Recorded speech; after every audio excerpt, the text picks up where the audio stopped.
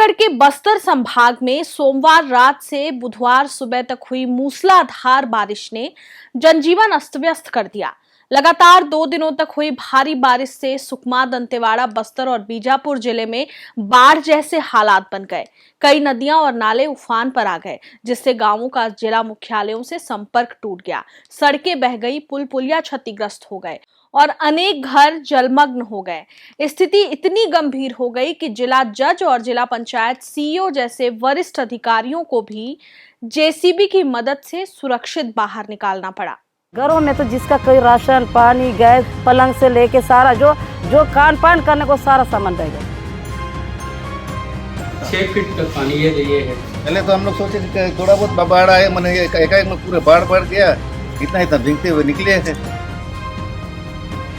हम लोगों को पैसा कौड़ी पूरा बहा गया, कपड़ा इतना ही बचा है। सुबह के 10 बजे के आसपास यहाँ फंसे हुए हैं।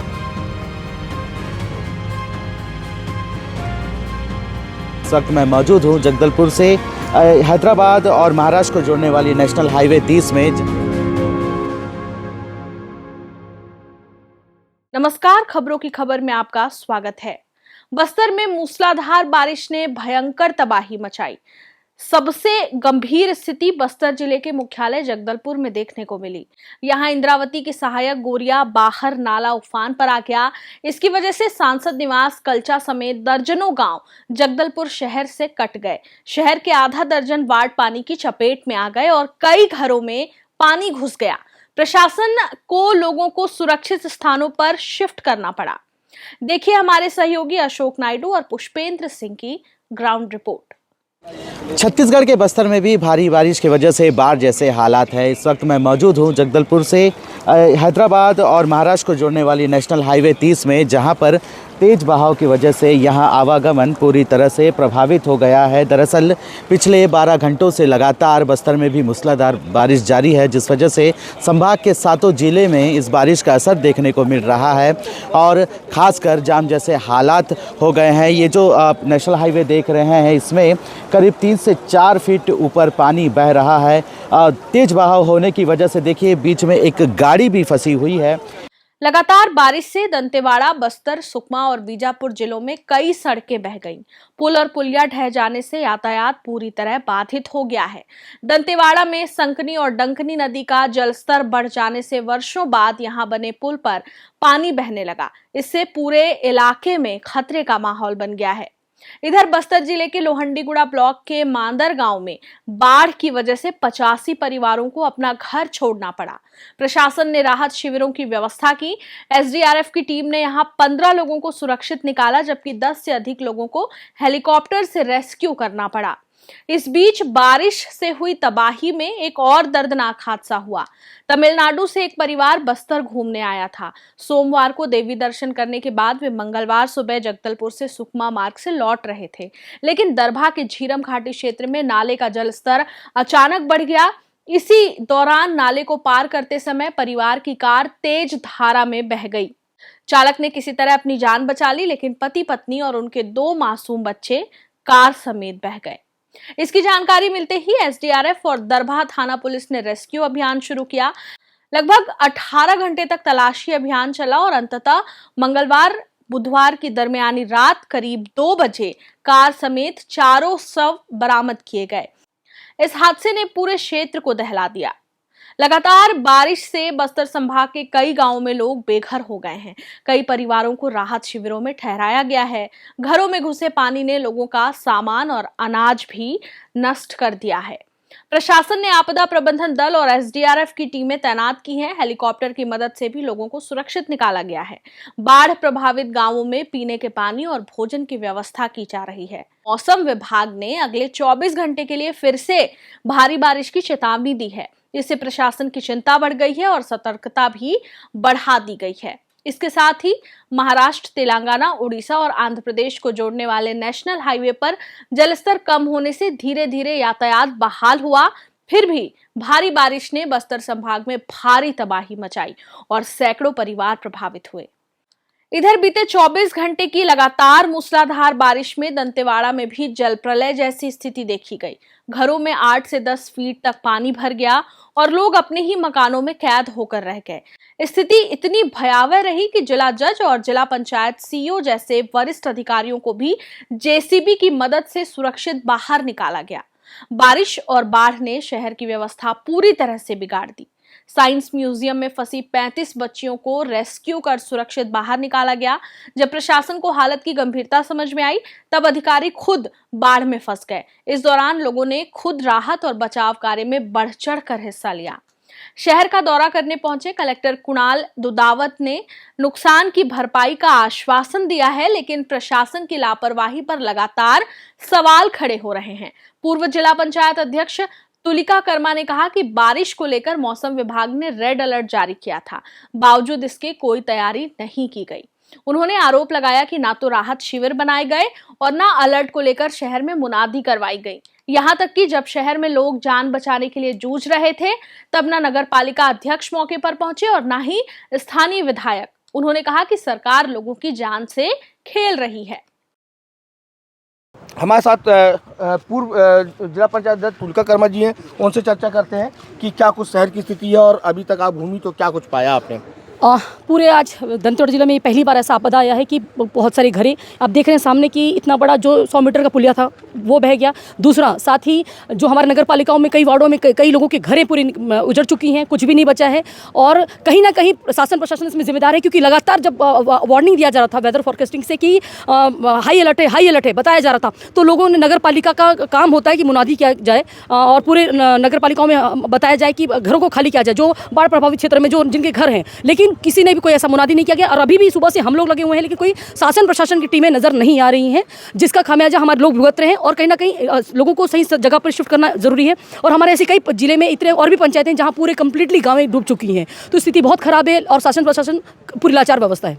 लगातार आप जो है ना दंतेवाड़ा का शहर का देख रही हैं, क्या आपको लगा कि विधायक जी कहीं नजर आए इस बाढ़ प्रभावित क्षेत्र में? सर, पहली बात तो नगर पालिका में जब नगर पालिका अध्यक्ष नहीं दिख रहे हैं तो विधायक तो दूर की बात है। कल भी आप देखें, कल भी स्थिति बहुत खराब थी, आवागमन पूरा बंद हो चुका था, पूरे रास्ते बन चुके हैं, उसके बावजूद भी हमको कोई नजर नहीं आ रहा है यहाँ पे। और सुबह से हम लोग भी पूरे वार्डों में घूम रहे हैं ना, वार्डों में जो अभी जो सरकार में जो पार्षद होनी चाहिए उन लोगों पर वो ना होकर के हम लोग वहाँ पे काम कर रहे हैं। और हम लोगों को बुलाया जाए, हम लोगों को हमारे फोन करने पर सीएमओ या एसडीएम उतर के आ रहे हैं, ये गलत बात है। हमारे साथ पूर्व नगर पालिका उपाध्यक्ष हैं और भाजपा के जिला महामंत्री रहे, और कांग्रेस का सीधा सा आरोप है कि जिला प्रशासन बिल्कुल नज़र नहीं आ रहा फील्ड में और ना ही उनके जनप्रतिनिधि नज़र आ रहे हैं। तो उन्हीं से चर्चा करते हैं, क्या कुछ कहना चाहेंगे उस पर।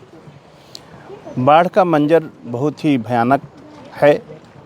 ब्रिज में खड़े हैं, ब्रिज उखड़ चुकी है। दंतेवाड़ा में बहुत सारे वार्डों में जो घर हैं वीरान हो चुके हैं, उनके पैसा नुकसान हुआ, सामान नुकसान हुआ, बह गया है। जो वहाँ पे सामान रखे हैं, बेड से टीवी, फ्रिज, मोटरसाइकिल, कार, बहुत सारा नुकसान है। भयंकर मंजर है। जो तबाही हुई है इसकी कल्पना नहीं की जा सकती है।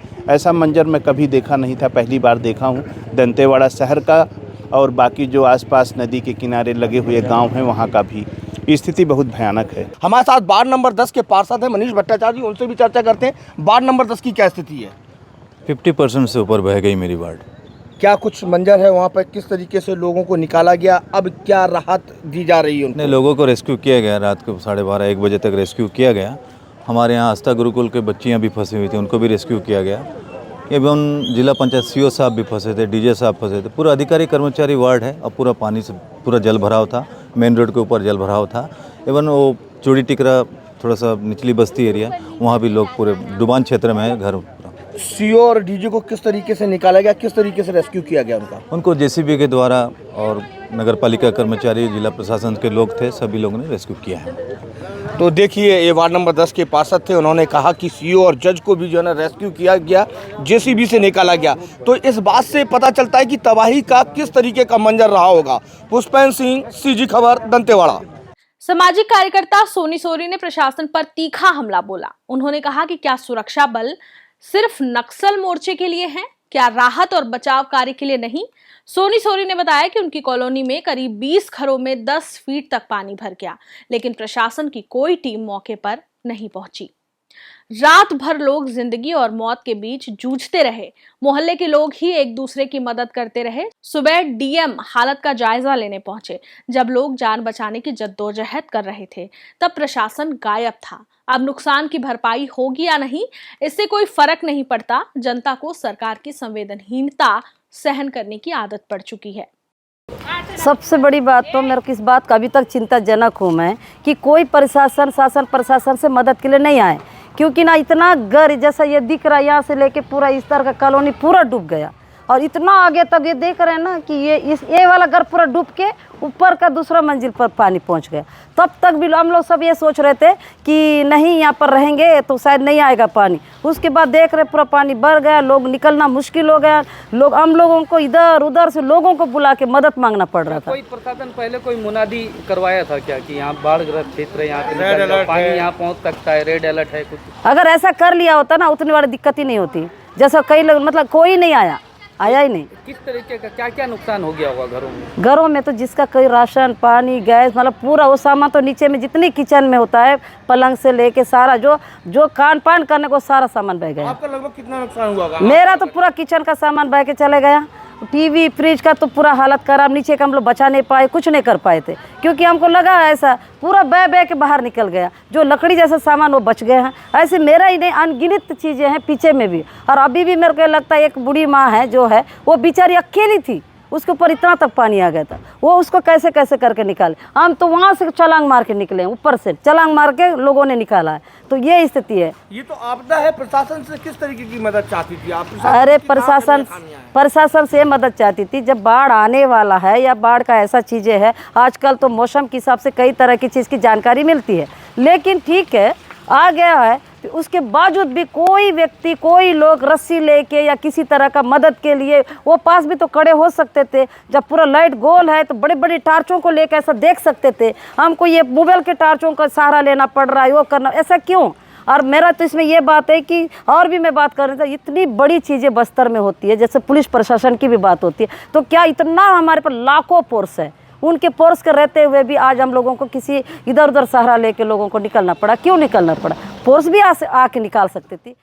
दंतेवाड़ा सहित पूरे बस्तर के लोग अब भी डरे हुए हैं। जिन परिवारों के घर डूब गए हैं वे अस्थायी ठिकानों पर रह रहे हैं। बच्चों का स्कूल सामान, राशन और घरेलू सामग्री पानी में बह गई। लोग मानते हैं कि यह प्राकृतिक आपदा जरूर है, लेकिन प्रशासन की लापरवाही ने संकट को और गहरा कर दिया है। कलेक्टर ने नुकसान की भरपाई का आश्वासन दिया है, लेकिन प्रभावित परिवारों का कहना है कि राहत और पुनर्वास की प्रक्रिया तेजी से शुरू की जानी चाहिए। बस्तर सहित दंतेवाड़ा की बारिश और बाढ़ ने यह साबित कर दिया कि प्रशासन कितना असहाय है। सबसे गंभीर चिंता यह है कि हर बार बाढ़ को महज प्राकृतिक आपदा कहकर पल्ला झाड़ लिया जाता है, जबकि समय रहते तैयारी करना और आपदा प्रबंधन की प्रभावी व्यवस्था सुनिश्चित करना प्रशासन का दायित्व है। जब चेतावनी और रेड अलर्ट के बावजूद राहत कार्यों की कोई ठोस पहल नजर नहीं आती, तो यह सीधे सीधे शासन की लापरवाही को उजागर करता है और लगता नहीं कि ऐसे मुद्दों पर शासन की आंखों में थोड़ा भी पानी बचा है।